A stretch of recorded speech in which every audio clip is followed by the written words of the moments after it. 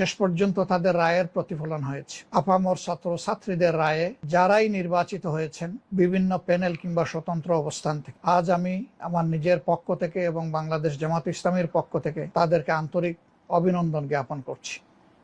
আমি তাদের সুস্বাস্থ্য কামনা করছি এবং তারা যে প্রত্যয় আর অঙ্গীকার নিয়ে এই নির্বাচনে অংশগ্রহণ করেছিলেন, তাদের মধ্য থেকে যারা নির্বাচিত হয়েছেন তারা যেন তাদের অঙ্গীকার পূরণে শতভাগ সচেষ্ট থাকেন এবং সক্ষম হন, সেই দুয়াই আমি মহান প্রভুর দরবারে করব। তাদেরকে মনে রাখতে হবে এই নির্বাচন চলাকালীন সময় তারা হতে পারেন বিভিন্ন প্যানেল কিংবা স্বতন্ত্র প্রার্থী, প্যানেলভুক্ত ক্যান্ডিডেট বা স্বতন্ত্র প্রার্থী যাই হন না কেন, আজ তারা কেন্দ্রীয় সংসদে এবং হল সংসদে নির্বাচিত হওয়ার পর এখন আপামর ছাত্র জনতার প্রতি। অতএব সকল দলীয় বাধ্যবাধকতা এবং সংকীর্ণতার ঊর্ধ্বে উঠে তারা যেন গোটা ছাত্র সমাজকে ধারণ করতে পারেন, ডাকসুকে তারা যেন কার্যকর করতে পারেন, শিক্ষার পরিবেশ নিশ্চিতকরণে তারা যেন অর্থবহ ভূমিকা পালন করতে পারেন, গবেষণার ক্ষেত্রে তাদের উদ্যোগী ভূমিকা যেন নবদিগন্তের সূচনা করে, সর্বোপরি ঢাকা বিশ্ববিদ্যালয় এবং হলগুলোতে যেন একটি শান্তিপূর্ণ সহাবস্থানের চমৎকার পরিবেশ তারা সৃষ্টি করতে পারেন,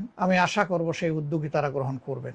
এছাড়াও বিশ্ববিদ্যালয়কে একটি বিশ্বমানের বিশ্ববিদ্যালয়ে উপনীত করার জন্য একা শুধু শিক্ষকরা, কর্মচারীরা, কর্মকর্তারা এটা পারবেন না। এখানে ছাত্র সমাজেরও গুরু দায়িত্ব রয়েছে, তাদেরও স্বতঃস্ফূর্ত অংশগ্রহণের ব্যাপার রয়েছে। এই ক্ষেত্রেও তারা ছাত্র সমাজকে প্রস্তুত করবে এবং তারা তাদের শিক্ষক মন্ডলীকে আশ্বস্ত করবে যে আমরা সকলে মিলেই আমাদের এই বিশ্ববিদ্যালয়কে একটি বিশ্বমানের বিশ্ববিদ্যালয়ে উপনীত করব। অঙ্গীকার শুরু হলে, কার্যক্রম শুরু হলে, আজ হোক কাল হোক, গন্তব্যে পৌঁছা সম্ভব হবে ইনশাআল্লাহ। আমি এর পাশাপাশি সরকার, বিশ্ববিদ্যালয়ের প্রশাসন, আইন প্রয়োগকারী সংস্থা সহ এবং সাংবাদিক বন্ধুরা সহ যারা এই নির্বাচনকে অর্থবহ করতে নানা দিক থেকে সহযোগিতা করেছেন, উদ্যোগ নিয়েছেন, এমনকি অভিভাবকরা যারা নিজেদের সন্তানদেরকে, নিজেদের মেয়েদেরকে সাথে করে নিয়ে এসে ভোট প্রদান নিশ্চিত করেছেন, আমি তাদের সকলকে আন্তরিকভাবে ধন্যবাদ জ্ঞাপন করছি। এটি ছাত্র সংসদগুলোর নির্বাচনের একটি অনুকরণীয় উদাহরণ হোক। বিভিন্ন প্যানেল থেকে যারা নির্বাচনে অংশগ্রহণ করেছিলেন তাদের জন্য আমার শুভকামনা রইল। আজকে তারা জিততে পারেননি, কিন্তু কাল তারা জিতবেন না এমন বলার কোনো সুযোগ নেই। তাদের মধ্যে সুস্থ প্রতিযোগিতা হোক, প্রতিভা বিকাশের ক্ষেত্রে আন্তরিক প্রতিযোগিতা হোক, সেইটাই আমরা কামনা করব।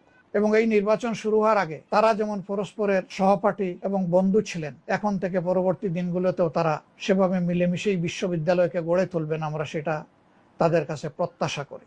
একটি সুন্দর বিশ্ববিদ্যালয়, একটি সুন্দর ছাত্র সংসদ জাতিকে নতুন দিনের ইশারা দেওক, নতুন দিগন্তের উন্মোচন হোক, এই প্রত্যাশা ব্যক্ত করে আপনাদের সকলের প্রতি আরেকবার আন্তরিক ধন্যবাদ জ্ঞাপন করে আমার বক্তব্য এখানেই শেষ করছি। আল্লাহ হাফিজ। বাংলাদেশ জিন্দাবাদ। বাংলাদেশ জামাত ইসলামী